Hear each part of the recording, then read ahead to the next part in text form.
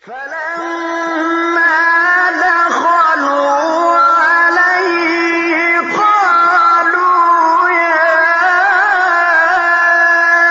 أيها العزيز مسنا وأهلنا الضر وجئنا ببضاعة مزجاة فأوف لنا الكيل وتصدق علينا إن الله يجزي المتصدقين.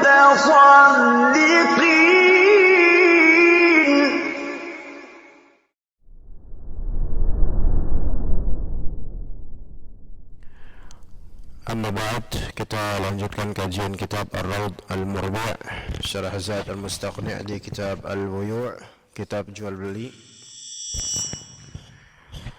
Dikatakan oleh penulis rahimahullah ta'ala yaitu Al-Buhuti, Musa Al-Buhuti rahimahullah ta'ala atau Mansur Al-Buhuti rahimahullah ta'ala, di akhir dari syarat yang ketiga dalam jual beli, yaitu barangnya harus bermanfaat.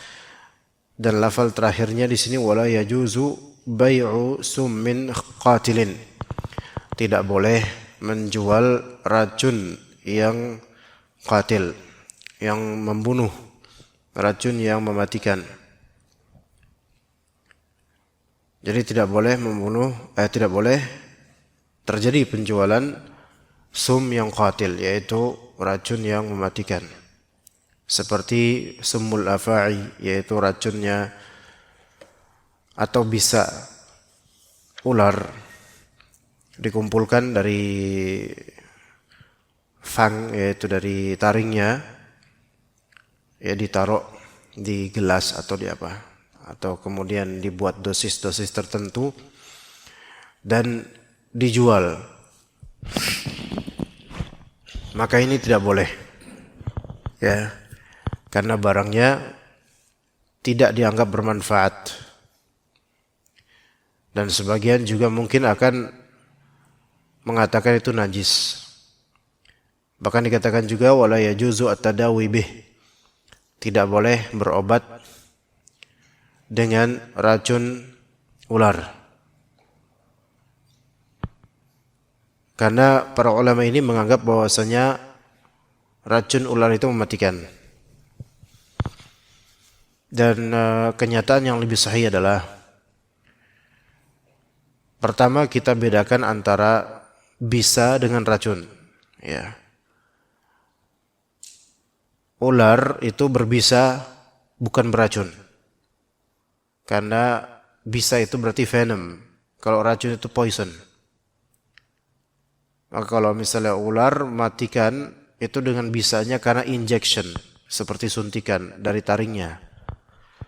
Ada memang ular yang beracun, ada. Adapun kalau racun itu adalah yang tanpa injection, tanpa gigitan. Maka itu baru disebut racun, poison kalau misal dalam bahasa Inggris.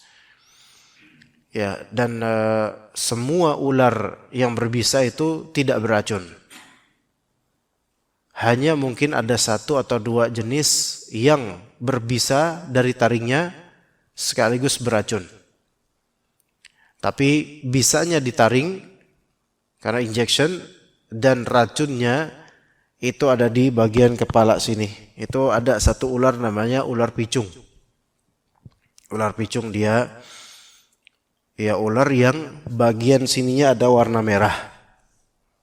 Ada warna merah. Nah, itu termasuk ular berbisa dan mematikan dan juga beracun dari segi bagian kepalanya. Maka ini kita bedakan dulu namanya bisa dan racun. Kalau misalnya kayak komodo, maka itu racun, beracun, bukan berbisa. Ya, beracun, bukan berbisa. Baygon dan semisalnya itu racun, bukan bisa. Baik. Nah, di sini wala yajuzu bai'us summil qatil, tidak boleh memperjualkan racun yang membunuh. Baygon racun yang membunuh. Ya. Nah, terus gimana dong? Nah, nggak boleh dong. Boleh. Karena fungsi dari baygon itu bukanlah meracuni. Bukanlah memang dikenal sebagai membunuh orang. Melainkan dia difungsikan untuk hal lain. Bukan untuk dikonsumsi atau diminum. Maka di sini harus adanya tahrir dan tahdid, yaitu pembatasan sebenarnya racun membunuh yang dilarang tuh apa gitu. Ya. Dan di sini di kitab ini atau di para penjelas atau syurah terhadap Rawd Murbi, mereka mencontohkan sum al-afa'i, yaitu racun atau bisa ular dan semisalnya, bahkan tidak boleh berobat dengan itu. Dan dikatakan juga oleh para ulama, amma summu al-ghair qatil yaitu racun yang tidak membunuh, seperti racun yang ada di tumbuhan misalnya, maka itu diperbolehkan menjualnya atau membelinya. Namun dengan batasan in amkana at-tadawi bil qalil minhu, jika memungkinkan untuk berobat dengan hal yang sedikit darinya. Ala kulli hal, ini masalah yang sebenarnya dikembalikan kembali ke maslahat dan madarat. Maka maslahat dan madarat dalam kitab Al-Mughni ya oleh Ibnu Qudamah dan juga beberapa kitab setelahnya di antara Al-Mubdi', Syarah terhadap Muqni' dan lain-lainnya dari kitab-kitab mutawalat, kitab-kitab yang besar, mereka membahas tentang masalah bolehkah seseorang mengkonsumsi obat yang terkandung racun di dalamnya. Itu ada dua pendapat. Pendapat pertama, haram secara mutlak mengkonsumsi obat yang terkandung racun di dalamnya dengan dalil wala tulqu biaidikum wala tulqu anfusakum wala tulqu biaidikum ila tahlukati wa ahsinu, dan janganlah kalian mengkonsekuensikan dengan ulah kalian menuju kehancuran. Itu pendapat pertama. Pendapat kedua, berobat dengan racun itu diperbolehkan dengan pertimbangan maslahat yang lebih besar. Kalau misalnya racun tersebut tidak sampai membunuhnya dengan kadarnya dan dia diharapkan akan sembuh dengan obat tersebut, maka diperbolehkan, dan ini pendapat yang mudah-mudahan insyaallah lebih sahih. Dan itu kembalikan kepada al-haziq minal atibba, yaitu orang-orang yang mahir dalam kedokteran di antara dokter-dokter ya. Dan ini yang dibolehkan. Bahkan kita tahu sebagian dari obat hakikatnya racun jika tidak dikondisikan untuk pasien yang benar. Maka Allah alam, ini yang lebih sahih boleh untuk mengkonsumsi obat yang mengandung racun. Ya, itu boleh. Namun dengan pertimbangan dari dokter yang haziq, yang pakar, ahli di bidangnya. Tapi itu tentang racun yang membunuh. Kemudian asyartur rabi' dikatakan oleh Syekh Mansur Al-Buhuti rahimahullah, asyartur rabi' an yakuna al-'aqdu min malikin lil ma'qudi alaihi aw man yaqumu maqamah kal wakili wal wali. Nah, ini penting sekali. Syarat sah jual beli yang keempat, akad ini terwujud dari pemilik, min malikin, pemilik lil ma'qudi alaihi, pemilik yaitu pemilik hal atau barang yang diperjualbelikan, pemiliknya, atau mungkin bukan pemilik aslinya tapi dia man yaqumu maqamah, orang yang menjadi representatif atau yang berstatus menggantikan posisi dari pemilik asli. Ya gitu. Ya, jadi akad jual beli itu syaratnya yang berjual atau menjual atau membeli itu dari penjualnya itu harus apa? Pemilik. dari barang atau hal tersebut. Atau kalaupun bukan pemilik, man yaqumu maqamahu, orang yang bertindak sebagai representatif atau yang menggantikan posisi pemilik, dan itu jika memang sah. Nah, man yaqumu maqamahu ini dia ada 4. Yaitu kalau dalam kitab Radhul Mubi', wakil, wali. Dan ada tambahan juga dari para penjelas kitab ini dan lainnya, wasi dan nazir. Jadi orang yang mau menjadi representatif dari pemilik dan dia bukan pemilik asli. Itu ada 4. Yaitu wakil, wali, wasi dan nazir. Nah, ini perlu kita paham. Bahkan sebenarnya semua muslim harusnya paham. Wakil itu perwakilan. Wali itu walinya. Atau yang ketiga, wasi, orang yang diwasiatkan untuk mengelola, ya. Atau yang keempat, nazir. Nazir itu penilik atau orang yang memang dijadikan sebagai pengelola wakaf. Itu nazir. Nah, nanti Anda jelaskan satu persatu insyaallah. Liqaulihi sallallahu alaihi wasallam li Hakim bin Hizam. Karena berkata Nabi SAW kepada Hakim bin Hizam, la tabi' ma laysa indak. Janganlah engkau menjual hal yang bukan milikmu. Ma laysa indak ini sebenarnya lebih umum daripada milikmu. Jangan engkau jual hal yang tidak ada di sisimu, artinya bukan milikmu dan bukan kuasamu. Begitu. Ya. Kalau misalnya pemilik itu jelas. Ya, Anda punya kitab ini, Anda jual ke antum, selesai. Kalau itu jelas, malik. Tapi kalau dia bukan malik, siapa dia ini? Ya gitu. Apakah dia wakil? Apakah dia wali? Apakah dia wasi? Ataukah dia nazir? Setiap dari 4 ini sebenarnya beda. Setiap dari 4 ini beda. Wakil itu yang memang dijadikan wakil oleh pemilik dari barang, ya, atau perusahaan. Itu wakil, ya. Beda lagi dengan wali. Ya, wali itu kan dia yang, ya, wali kayak misalnya wali orang yang belum mukallaf. Walinya orang majnun misalnya. Ya, wali. Wali di sini wali untuk jual beli, ya.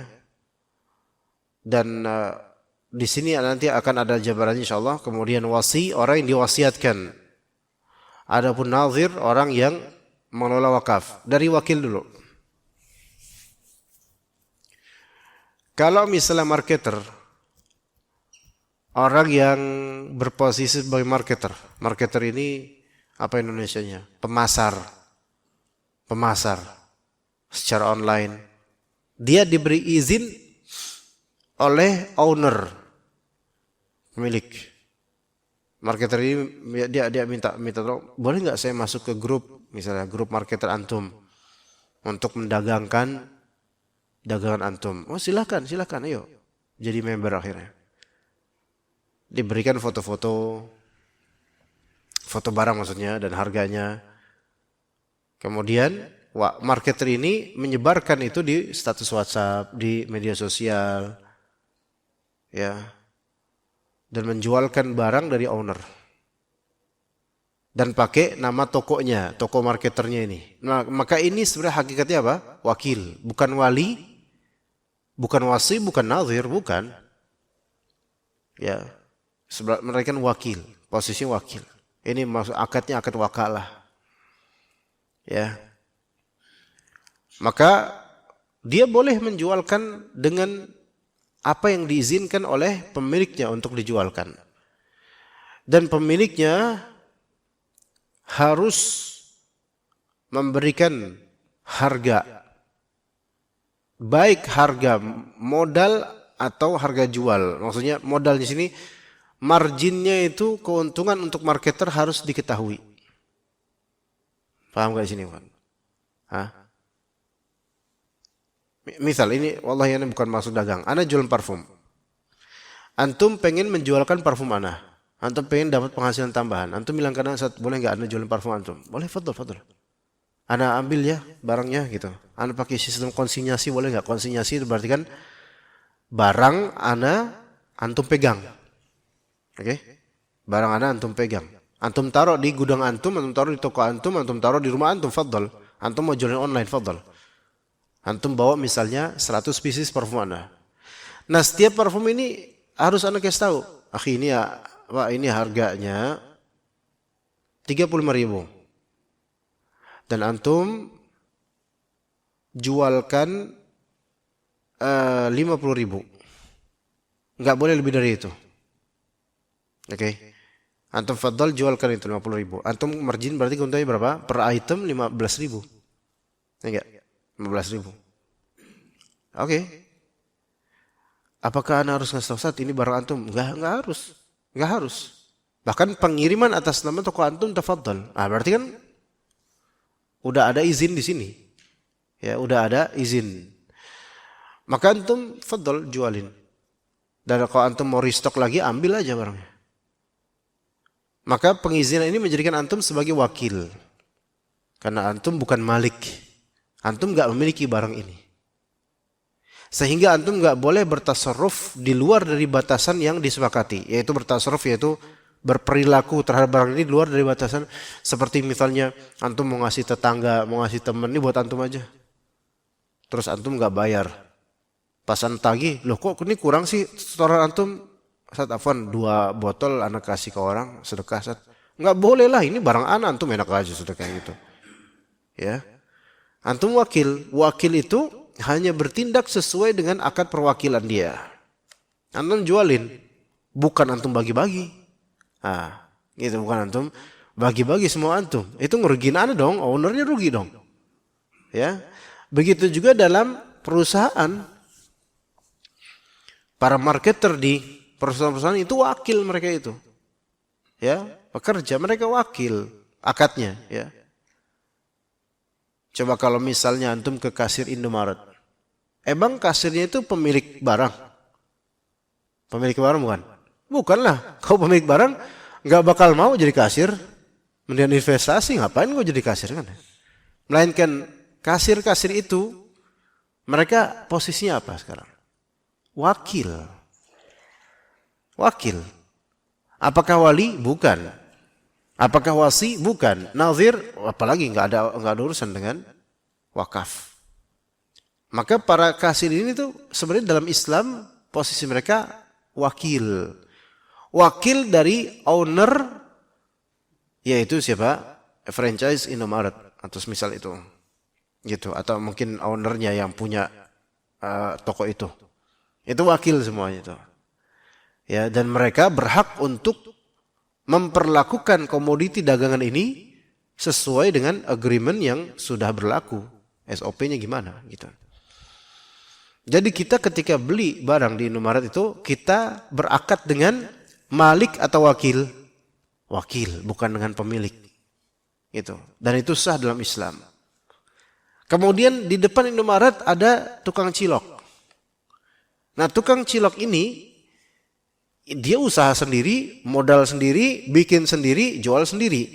Nah, kita beli cilok, kita beli sekarang berakad dengan malik atau wakil, Pak? Malik, bukan wakil. Mana yang lebih sah? Enggak ada yang lebih sah, dua-duanya sah. Antum beli sama pemilik dengan antum beli sama wakil itu nilainya sama dalam Islam. Akadnya sama-sama sah, enggak ada perbedaan sama sekali. Hanya saja perbedaannya bukan di kitanya sebagai pembeli. Perbedaannya adalah di mereka sebagai pemilik keuntungan. Ya, pemilik keuntungan beli langsung ya full keuntungan buat dia. Kalau wakil ya berarti kan bagi keuntungan biasa ya sama pemiliknya gitu. Oke. Itu man yaqumu maqamal malik, yaitu wakil. Dan wakil itu hanya bertasarruf atau berperilaku terhadap komoditi dagangan sesuai dengan SOP saja. Maka wakil tidak boleh memberikan diskon semau dia. Enggak. kecuali dengan izin dari Malik. Ya, kalau izin dari Malik nggak boleh. Maka kasir Indomaret misalnya, wah saya pengen diskon ini mumpung wah ini kayaknya orang ini baik nih, saya diskon. Nggak boleh. Dan kita sebagai pembeli itu juga nggak boleh dong kita diskon dong, udahlah diskon dong. Itu padahal dia ini hanya kasir, nggak ada hak untuk menetapkan diskon. Itu kita sebagai muslim tuh harus paham kayak gini, jangan karena diskon dong sedekah antum, nggak boleh kayak gitu loh. Diskon, wah Pak, maaf Pak, saya ini cuman kasir Pak. Ya kasir sedekah dong gitu, walaupun kasir. Nggak boleh, seperti kita juga nggak boleh seperti itu ya. Itu wakil. Kemudian wali. Wakil sama wali itu beda ikhwan. Wali sama wakil, wali, wakil. Kalau wali itu yang menjadi perwalian untuk orang yang ghair mukallaf misalnya. Ghair mukallaf tidak terbebani syariat karena mungkin dia belum baligh atau dia tidak berakal. Yang belum baligh anak kecil misalnya. Anak kecil ini punya kekayaan. Ya. Walinya siapa? Orang tuanya sebenarnya. Baik laki atau perempuan. Ini wali di sini bukan wali nikah. Kalau wali nikah itu wajib laki-laki jelas. Dan kerabat yang khusus. Tapi ini kita katakan wali di sini wali untuk muamalat. Beda dengan wali untuk munakahat. Wali untuk muamalat itu bisa laki bisa perempuan. Wali untuk munakahat nikah itu harus laki-laki dari kerabat dan nasab yang khusus. Seperti bapak kandung, saudara kandung, anak kandung, paman dari arah bapak, ini wali dalam nikah. Namun wali dalam muamalat, maka ini lebih luas lagi. Nah kalau misalnya anak ini anak yatim, bapaknya wafat dan meninggalkan warisan yang besar, ya. Kemudian perwalian harta anak ini kan dapat, misalnya anak ini satu doang laki-laki, atau dia ya dapat asobah, dapat sisa dari harta waris yang memang itu besar jumlahnya. Misal jumlahnya adalah misal 1 miliar, anak ini punya 1 miliar, hartanya ketika itu lebih besar daripada harta ibunya. Ya. Tapi kan anak ini dia belum baligh, masih usia misal 5 tahun atau 6 tahun. Enggak boleh bahkan megang uang. Megang uang sebesar itu enggak mungkin. Ya, maka harta ini dikelola oleh bukan wakil tapi wali. Nah, wali ini ternyata berpindah ke ibu kandung. Karena ibu yang lebih paham tentang anak ini dan lebih dekat kepada anak ini. Maka kepada ibu kandung, maka ini boleh. Taib, dia wali ibu kandung ini. Wali boleh menjualkan barang milik yang dia walikan. Ya, kalau misalnya anak kecil ini belum ngerti tentang masalah dagang, berarti ibunya lah yang punya andil dan tangan untuk menjual atau membeli. Dan ternyata bapak ini almarhum, dia mewariskan setelah wafatnya, berarti di antara harta warisnya adalah misal ternyata punya toko dan toko ini barang-barangnya masih full gitu loh. Ya, karena bapak ini penjual dan juga maksudnya pedagang dan juga punya rumah dan seterusnya yang diwariskan ke anaknya dan istrinya. Maka bapak ini wafat, berarti kan barang-barang ini kan pindah tangan warisan pemilikan. Dan mostly kebanyakan lebih dimiliki oleh sang anak. Dan dibagilah ini termasuk milik anaknya masih usia 5 atau 6 tahun. Maka ibu ini kemudian menjadi pedagang di toko itu, menjualkan barang-barang di toko itu. Menjualkan barang-barang di toko itu. Misalnya tokonya toko tas gunung gitu kan. Maka ibu ini ketika menjualkan tas Ager misalnya, harga berapa? Harga yang ini 2 juta misalnya. Anda nggak tahu tas Ager mungkin 2 juta atau berapa. Ini 2 juta. Ketika ibu ini berakad, posisi ibu ini apakah posisi pemilik, wakil, atau wali? Ayo silakan. Pemilik, wakil atau wali? Mana yang benar? Wali. Wali bagi siapa? Bagi anaknya. Karena anaknya yang punya barang itu hasil dari warisan bapaknya. Gimana, paham gak ikhwan? Hah?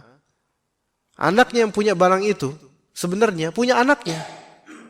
Jadi seorang anak kecil bisa aja jadi kaya gara-gara dapat warisan. Namun karena masih kecil nggak boleh memegang uang karena tasarrufatnya itu tidak sah, jual belinya tidak sah. Maka walinya lah yang bertasarruf, yang berjual beli dengan barang-barang anaknya itu. Ya, begitu juga dengan misal antum punya anak kecil, kemudian misal antum wafat meninggalkan warisan dan anak antum pun dapat warisan. Yang kecil itu walinya ada sendiri. Imma istri antum setelah antum wafat atau mungkin anak antum yang paling sulung menjadi wali bagi adiknya. Itu namanya wali. Itu namanya wali. Itu bagi yang mungkin masih kecil. Atau wali bagi orang majnun. Atau wali bagi orang majnun. Orang gila. Ada orang gila kaya. Atau mungkin gila dia karena kaya jadi gila dia. Gila yang maksud di sini bukan gila yang keren. Ya. Tapi gila yang dalam artian udah hilang akalnya. Maka tasarrufat atau jual belinya tidak sahkan orang gila itu. Nah, sehingga walinya lah yang menggantikan peran. Walinya yang menggantikan peran. Bedanya wali dengan wakil diantaranya adalah wakil itu diizinkan oleh pemilik. Sedangkan wali itu nggak harus dengan izin pemilik. Faham nggak sih? Ya, masa tadi ibu walinya orang gila nih, orang gila ini kaya nih. Maka walinya misalnya adalah saudaranya misalnya. Apakah saudaranya butuh perizinan dari orang gila ini? Enggak. Karena dia walinya. Beda dengan wakil. Wakil itu harus dengan izin dari pemilik.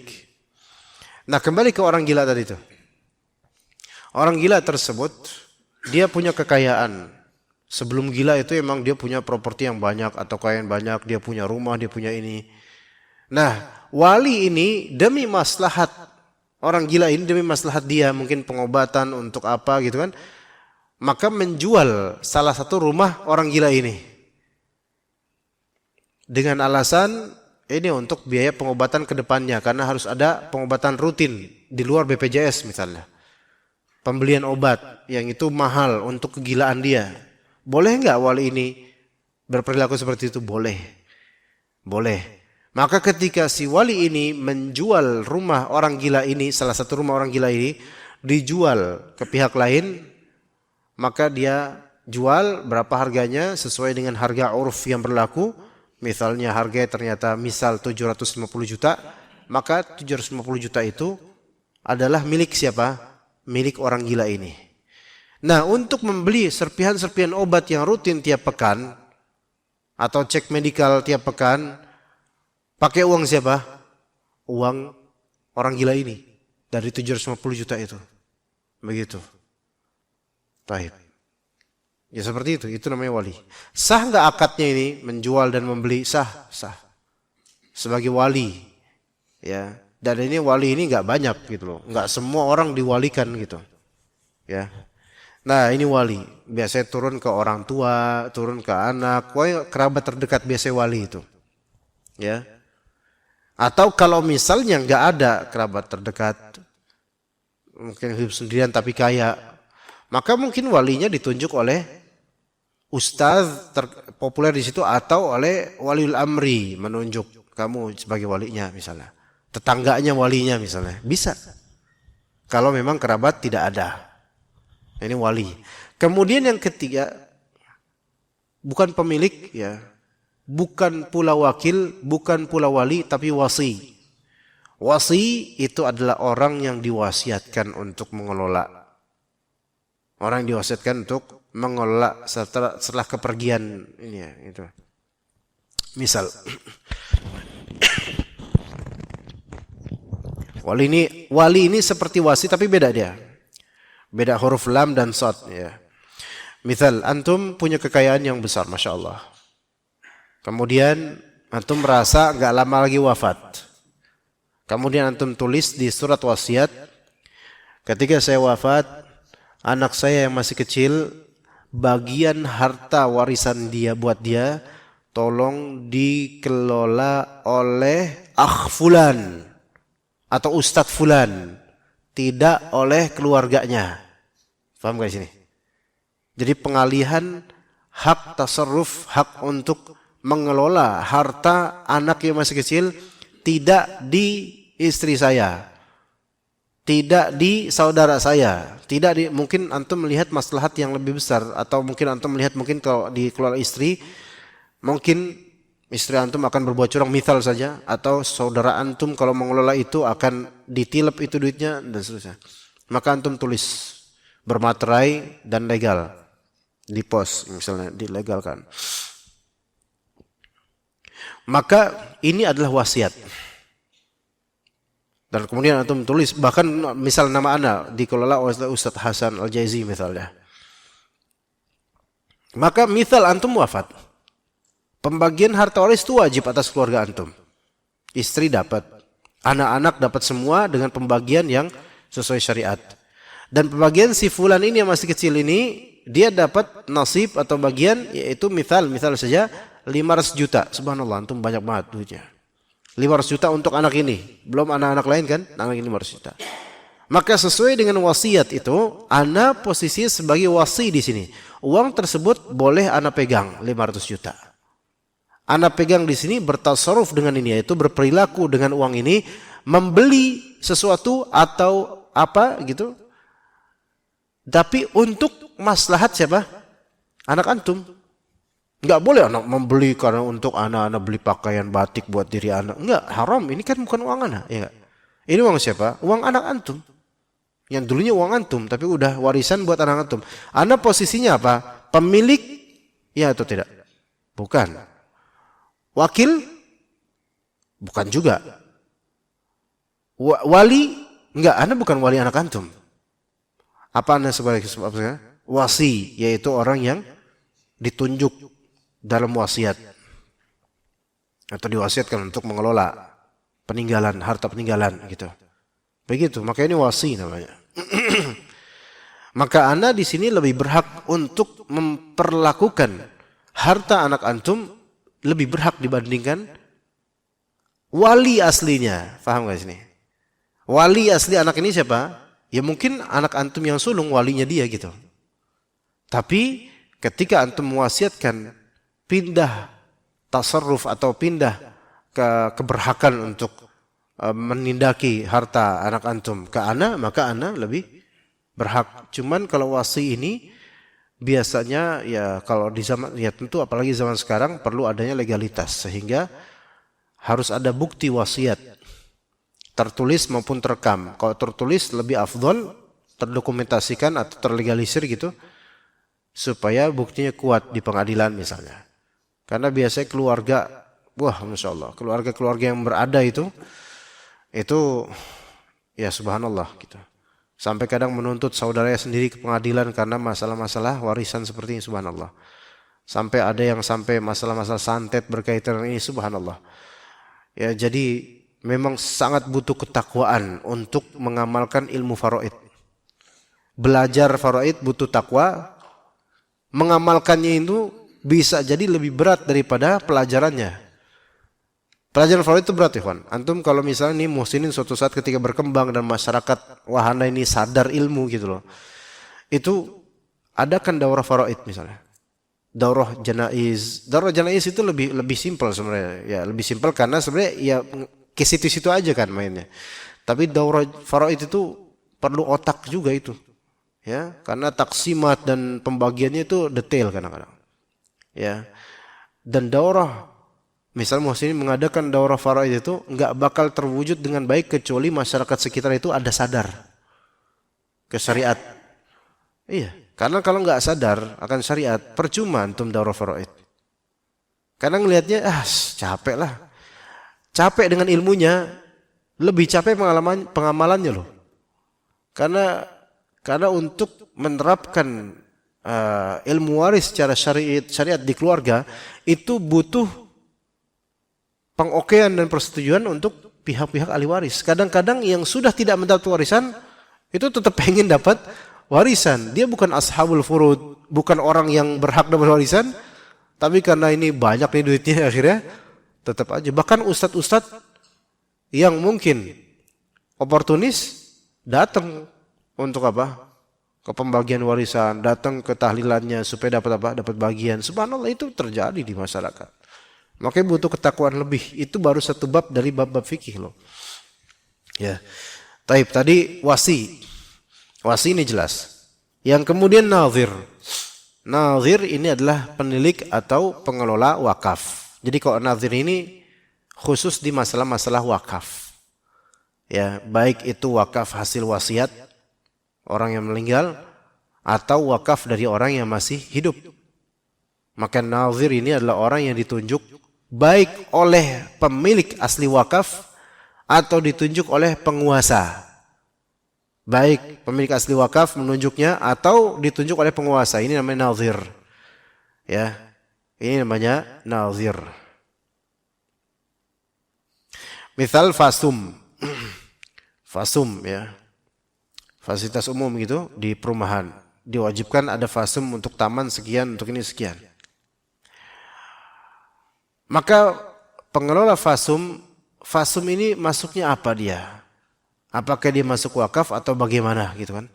Kalau misalnya fasum ini masuk wakaf untuk publik, maka orang yang ditunjuk oleh developer sebagai pengelola fasum maka dia nazir. Maka dia nazir seperti wakil gitu, nazir. Tapi ini untuk komoditi atau area yang memang sudah diwakafkan untuk umum. Artinya tidak boleh dijadikan sebagai lahan murni bisnis pribadi, itu nggak boleh. Itu nggak boleh. Kecuali mungkin kalau diizinkan dan ada maslahat untuk masyarakat umum atau untuk fasilitas itu ada maslahat, nggak apa-apa. Kayak misalnya ini fasum. Pihak developer membolehkan adanya perdagangan di situ, maksudnya ada ruko beberapa, tapi biaya sewa ruko ini harus dikembalikan ke fasilitas fasum. Bisa dipahami sih. Ini kan fasum nih. Ya kan? Area ini kan fasum nih semua nih. Nah, dari pihak developer membolehkan atau pihak pemerintah juga membolehkan di situ adanya jualan di fasum ini. Dari pemerintah dan dari developer. Boleh adanya ya ada bikin ruko boleh di situ. Tapi jangan dijadikan sebagai lahan utama untuk dagang. Itu ruko cuma untuk ya untuk warga aja supaya gampang lah untuk belanja misalnya. Maka dibikinlah ruko-ruko. Ya, 3 misalnya. Nah, ruko ini untuk disewakan. Siapa yang mau nyewa ruko ini untuk dagang? Fadl. Maka ada kemudian penyewa. Oh, 1 tahun berapa? Misal 10 juta. Misal. Dan itu murah ya kalau sekarang. 1 tahun 10 juta, 10 juta. Akhirnya ada tiga pedagang yang menyewa 3 ruko itu. Berarti fasum ini menghasilkan berapa? 30 juta per tahun. Oke. Yang mengurusi semua ini siapa? Nazir. Nazir. Dia yang ngurusin semua ini. Dia yang ngurusin semua ini. Maksudnya ngurusin, ya dialah yang bertanggung jawab terhadap pembukuan penghasilan dari sewa ruko. Kemudian peruntukannya untuk apa sewa ruko ini 30 juta per tahun. Misalnya untuk membeli selang, membeli ini buat air dan pengairan dan seterusnya. Ini adalah tanggung jawab siapa? Nazir. Nazir namanya. Dia yang mengelola fasum ini. Kalau fasum ini memang diwakafkan aslinya. Begitu. Sama kayak misalnya antum lihat masjid. Masjid. Kadang di halamannya itu ada apa? Ada toko-toko. Padahal itu termasuk tanah apa? Wakaf. Ini contoh aja. Masjid Hijau misalnya. Memang nggak ada ruko sih Masjid Hijau, nggak ada ruko, nggak ada toko. Misalnya Masjid Hijau, lahan parkirannya ini yang kita sama-sama tergambar aja, masjid-masjid yang tergambar aja di benak kita masing-masing. Itu kan kalau Jumatan antum akan lihat banyak yang dagang, ya kan? Dan itu di lahan parkir, dan itu termasuk tanah wakaf untuk masjid, oke? Dari orang Betawi yang dulunya gitu. Nah, Anda tidak tahu persisnya. Misal saja setiap dari pedagang itu mereka setor sebagai biaya sewa lahan. Oke? Nyetornya ke siapa? Itu dia. Nazir itu mungkin aja merangkap sebagai DKM, ketua DKM bisa aja. Pokoknya dia mengelola semua itu. Dia kelola uangnya. Apakah uang sewa dari para pedagang ini boleh dimakan oleh nazir? Dimakan maksudnya buat dia jajan, boleh nggak? Nggak boleh. Lah terus uangnya buat apa nih? Untuk dikembalikan ke maslahat apa? Masjid. Karena masjidnya ini tanahnya tanah wakaf. Dan pengelola tanah wakaf namanya nazir. Dan nazir ini dia tidak boleh mengambil dari setoran-setoran yang ada di tanah wakaf itu kecuali harus dikembalikan kepada maslahat apa? Maslahat tanah wakaf itu. Pembangunan ini, kebersihan ini, pengairan ini gitu, seperti itu. Namun nazir ini diperbolehkan dia mendapatkan gaji darinya, itu dikembalikan kepada gimana waliul amri atau hakim pemerintah menerapkannya atau uruf menerapkannya. Tapi pada asalnya nggak boleh ketika dapat uang setoran dari ruko, uang setoran dari pedagang, kemudian dimakan sendiri. Dan ini kan kasus kebanyakan begitu. Ya, kasus kebanyakan begitu. Ya. Nah, seperti itu. Makanya lahan-lahan parkir di tanah wakaf itu, kalau ternyata ada jukirnya, itu harus ditertibkan. Karena itu adalah penghasilan di tanah wakaf. Haram memungut penghasilan tanah wakaf untuk pribadi kecuali dikembalikan lagi ke maslahat tanah wakaf dan dia adalah orang imma dia nazir atau pekerja di situ yang dia dapat gaji di situ.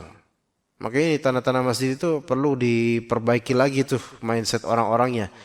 Ya, infak untuk yang misalnya kalau Jumatan, ya kayak misalnya di Masjid Jom misalnya kan Jumat kan ketika kadang dikasih amplop untuk kita isi itu berapa, atau di kotak kemudian kan diisi oleh orang-orang yang parkir 2.000, ada yang isi 5.000 gitu kan.